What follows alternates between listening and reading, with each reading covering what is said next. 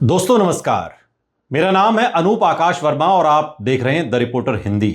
NEET परीक्षा और भर्ती परीक्षाओं में लगातार सामने आ रही अनियमितताओं ने भारत की राजनीति में एक नए विमर्श को जन्म दिया है। 2024 के नीट यूजी विवाद ने केवल एक परीक्षा की विश्वसनीयता पर सवाल नहीं खड़े किए, बल्कि इसने युवाओं के भीतर वर्षों से जमा हो रहे असंतोष को भी राष्ट्रीय बहस का विषय बना दिया है। ये सच है कि नीट 2024 को लेकर देशव्यापी विरोध हुआ, सुप्रीम कोर्ट में अनेक याचिकाएं दायर हुई, सीबीआई जांच हुई और सरकार को भी लगातार सफाई देनी पड़ी।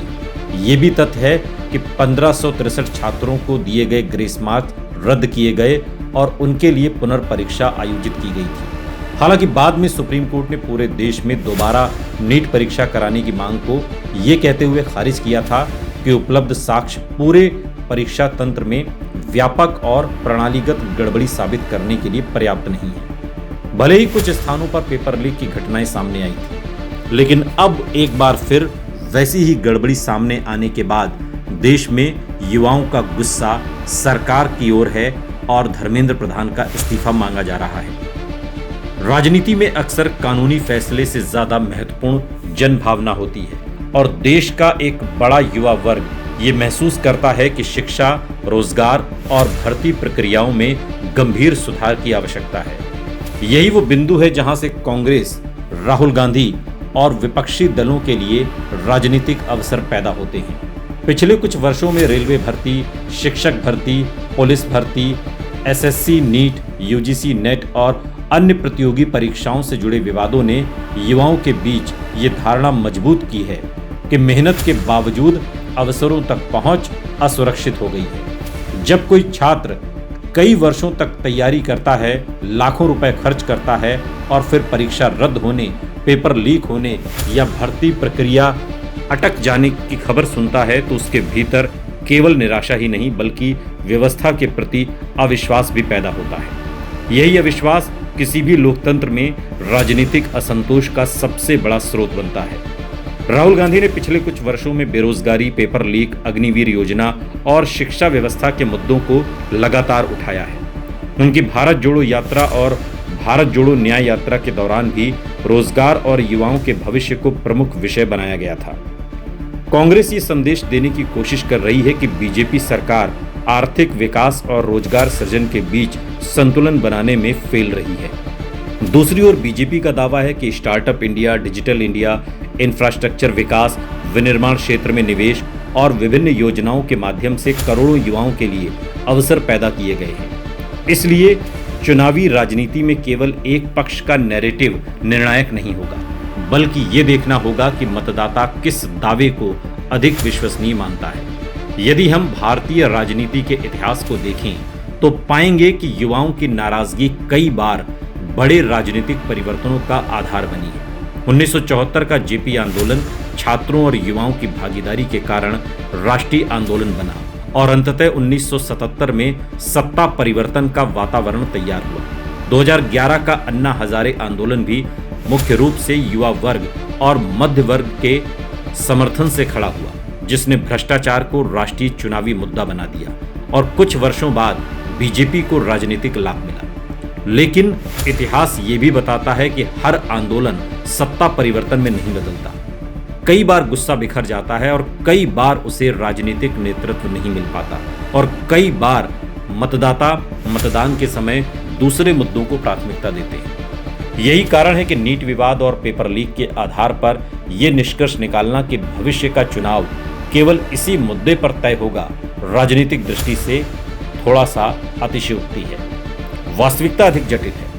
आज का युवा केवल रोजगार नहीं चाहता, वो स्थिरता, आर्थिक सुरक्षा, गुणवत्तापूर्ण शिक्षा और निष्पक्ष प्रतियोगी व्यवस्था भी चाहता है। यदि सरकार इन क्षेत्रों में सुधार करती हुई दिखाई देती है तो असंतोष कम हो सकता है, लेकिन यदि विवाद लगातार बढ़ते हैं तो ये असंतोष राजनीतिक रूप से संगठित हो सकता है।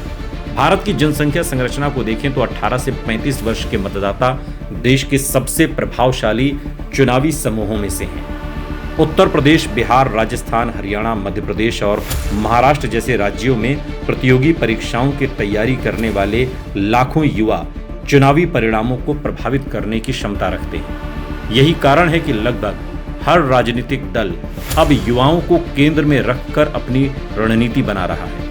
कांग्रेस को लाभ तभी मिलेगा जब वो केवल सरकार की आलोचना तक सीमित न रहे, बल्कि रोजगार, शिक्षा सुधार, परीक्षा पारदर्शिता और भर्ती प्रक्रिया को लेकर एक विश्वसनीय रोडमैप भी प्रस्तुत करे।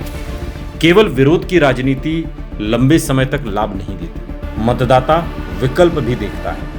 बीजेपी की सबसे बड़ी ताकत अभी भी प्रधानमंत्री नरेंद्र मोदी की व्यक्तिगत लोकप्रियता, मजबूत संगठनात्मक ढांचा और लाभार्थी योजनाओं का व्यापक नेटवर्क है। करोड़ों लोगों तक पहुंचने वाली योजनाएं और राष्ट्रीय नेतृत्व की छवि बीजेपी को अभी भी मजबूत राजनीतिक आधार प्रदान करती है।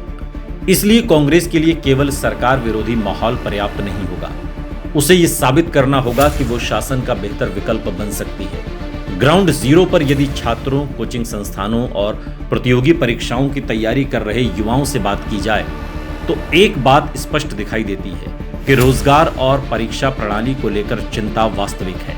ये चिंता किसी एक राज्य या एक परीक्षा तक सीमित नहीं है, लेकिन उसी युवा वर्ग का एक हिस्सा राष्ट्रीय सुरक्षा, विकास, बुनियादी ढांचे और नेतृत्व के मुद्दों को भी महत्वपूर्ण मानता है। इसलिए मतदान के समय उसका निर्णय बहुआयामी होता है। राजनीतिक विश्लेषकों का मानना है कि युवा असंतोष किसी भी चुनाव में 5 से 10% तक वोट स्विंग पैदा कर सकता है, लेकिन ये तभी संभव है जब असंतोष व्यापक, लगातार और संगठित रूप से हो। यदि विपक्ष इस मुद्दे को निरंतर उठाता है और सरकार प्रभावी समाधान नहीं देती तो आने वाले चुनावों में इसका असर दिखाई दे सकता है। वहीं यदि सरकार परीक्षा सुधार, भर्ती प्रक्रिया में पारदर्शिता और रोजगार के अवसरों को लेकर ठोस कदम उठाती है तो वो इस संभावित नुकसान को काफी हद तक कम कर सकती है। कहा जा सकता है कि नीट विवाद, पेपर लीक, भर्ती परीक्षाओं में गड़बड़ियां और बेरोजगारी ऐसे मुद्दे हैं जिन्होंने युवाओं के भीतर एक वास्तविक असंतोष पैदा किया है। ये असंतोष कांग्रेस और राहुल गांधी के लिए एक महत्वपूर्ण राजनीतिक अवसर बन सकता है, लेकिन इसे चुनावी जीत में बदलने के लिए केवल नाराजगी पर्याप्त नहीं होती। संगठन, नेतृत्व, विश्वसनीय नीतियां, गठबंधन और जनता के बीच भरोसा, ये सभी कारक समान रूप से महत्वपूर्ण होंगे।